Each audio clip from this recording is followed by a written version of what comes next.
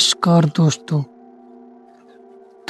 कुछ कहानियाँ ऐसी होती हैं जिन्हें इंसान जानबूझकर भूल जाता है, इसलिए नहीं कि वो झूठी होती हैं, बल्कि इसलिए कि उन्हें याद रखना आसान नहीं होता। वो कहानियाँ समय के साथ धुंधली नहीं पड़ती, बस दिमाग के किसी कोने में दबा दी जाती हैं, जहाँ वो चुपचाप बैठी रहती है, बिल्कुल उस अंधेरे की तरह जो बंद आँख के पीछे भी मौजूद रहता है। ये कहानी भी वैसी ही है, बरसों पुरानी, इतनी पुरानी कि मैं खुद यकीन करने लगा था कि शायद ये कभी हुई ही नहीं। लेकिन कुछ रातें होती हैं जो इंतजार करती हैं, सही वक्त का, सही सन्नाटे का। मैं ये कहानी लिख नहीं रहा हूँ, सुना रहा हूँ, क्योंकि कुछ बातें कागज पर उतरते ही कमजोर पड़ जाती हैं। ये उस रात की बात है जब अंधेरा सिर्फ बाहर नहीं था, बल्कि कमरे के अंदर, सांसों के बीच और दिल की धड़कनों के पीछे तक फैल चुका था। उस रात कुछ दिखाई नहीं दिया था, कोई आवाज़ साफ नहीं सुनाई दी थी, फिर भी सब कुछ बहुत साफ महसूस हो रहा था, जैसे कोई बिना हिले डुले पास खड़ा हो, बस इंतजार में। अगर आप ये कहानी सुन रहे हैं तो इसे सिर्फ कहानी समझकर मत सुनिए, धीरे धीरे सुनिए, क्योंकि हो सकता है जिस एहसास को मैं शब्दों में ढालने की कोशिश कर रहा हूँ वो कभी ना कभी, किसी ना किसी रात आपके पीछे भी खड़ा हो जाए। बरसों हो गए, इतने बरस की अब गिनती भी याद नहीं। जिंदगी आगे बढ़ गई, चेहरे बदल गए, शहर बदल गए, लेकिन कुछ रातें ऐसी होती हैं जो कहीं नहीं जाती, वो बस भीतर बैठ जाती हैं, बिल्कुल चुप, बिल्कुल स्थिर, जैसे सांस रोके किसी को देखते हुए। आज ना जाने क्यों वही रात फिर से सामने आ गई। मैं ये कहानी सुना रहा हूँ, लिख नहीं रहा, क्योंकि कुछ बातें दिखने से ज़्यादा डरावनी होती हैं जब उन्हें याद करके दोहराया जाए। और ये वही बात है। उस समय मैं ज़्यादा बड़ा नहीं था, उम्र ऐसी थी कि डर को समझा नहीं जाता, बस महसूस किया जाता है। हमारा घर कस्बे के आखिरी छोर पर था, आगे सड़क खत्म हो जाती थी और उसके बाद सिर्फ खुला अंधेरा। लोग कहते थे वहाँ हवा अलग बहती है। मुझे तब ये बातें हंसी लगती थी, लेकिन उस रात हवा नहीं बह रही थी, वो खड़ी थी, बिल्कुल उसी तरह जैसे वो खड़ा था।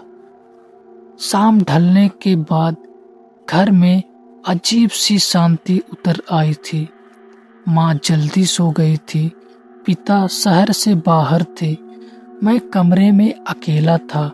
दिया जल रहा था, लेकिन उसकी लौ स्थिर नहीं थी, वो बार बार झुक रही थी, जैसे किसी अदृश्य चीज को रास्ता दे रही हो। बाहर कोई आवाज नहीं था, ना कुत्ते, ना झींगुर, ना पत्तों की सरसराहट। ऐसा सन्नाटा मैंने पहले नहीं सुना था। सन्नाटा भी कभी कभी आवाज करता है, और उस रात वो बहुत कुछ कह रहा था। मैं चारपाई पर बैठा था, अचानक मुझे लगा जैसे कमरे में जगह खत्म हो गई हो, दीवारें पास आ रही हो, छत नीचे झुक रही हो। सांस लेना भारी लगने लगा। तभी मुझे एहसास हुआ मैं अकेला नहीं हूँ। ये एहसास आंखों से नहीं, रीढ़ से आता है। गर्दन के पीछे ठंडक उतरने लगी, जैसे कोई बिल्कुल पास खड़ा हो। मैंने पीछे देखने की कोशिश नहीं की, शरीर ने मना कर दिया। दिए की रोशनी दीवार पर मेरी परछाई बना रही थी। मैं उसे देख रहा था और तभी मेरी परछाई के ठीक पीछे एक और परछाई उभर आई। वो मेरी नकल नहीं कर रही थी, वो हिल नहीं रही थी, बस खड़ी थी, बहुत सीधी, बहुत पास। मुझे लगा अगर मैंने जरा सा भी हिला तो वो मेरे अंदर घुस जाएगी। सांस रुकने लगी, मुंह से आवाज नहीं निकल रही थी। मुझे याद है मैंने मन ही मन भगवान का नाम लिया, लेकिन शब्द पूरे नहीं हुए। दिए की लौ अचानक तेज हिली और फिर स्थिर हो गई। उस दूसरी परछाई ने कोई हरकत नहीं की। वो इंतजार कर रही थी, किस बात का ये मुझे आज तक नहीं पता। समय रुक गया था, शायद कुछ सेकंड, शायद कई मिनट। फिर अचानक बाहर कहीं दूर से कुछ गिरने की आवाज आई। उसी पल वो एहसास हल्का हुआ, जैसे किसी ने पीछे से एक कदम हटा लिया हो। मैंने हिम्मत करके दीवार की तरफ देखा। परछाई गायब थी, सिर्फ मेरी थी। मैं फर्श पर बैठ गया, पसीने से भीगा हुआ। सुबह हुई, सूरज निकला। घर वही था, कमरा वही था, सब कुछ सामान्य। मैंने किसी को कुछ नहीं बताया। लोग हंसते, कहते वहम है, और मैं भी यही मानकर चुप हो गया।